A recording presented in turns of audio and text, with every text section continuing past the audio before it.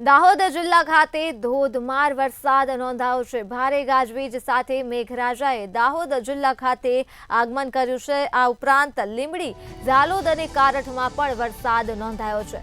તો વરોડ, સીમળખેડી, દેપાડા સહિતમાં વરસાદી માહોલ છે। વીજળીના કડાકા ભડાકા સાથે વરસાદ વરસ્યો છે દાહોદ જિલ્લામાં।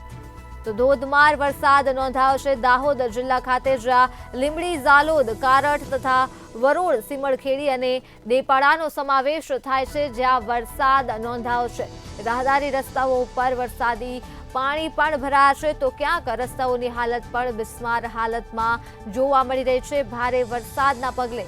ત્યારે વીજળીની અને ગાજવીજ સાથે આ વરસાદ વરસ્યો છે દાહોદ ખાતે, જે હાલ કાળા ડિબાંગ વાદળોની વચ્ચે મેઘરાજાએ આગમન કર્યું અને ધોધમાર વરસાદ વરસ્યો છે, જેમાં લીંબડી, ઝાલોદ, કારઠ, વરોડ, સીમળખેડી અને દેપાડાનો સમાવેશ થાય છે, જ્યાં ભારે વરસાદ નોંધાયો છે। વરસાદી માહોલ જોવા મળ્યો છે।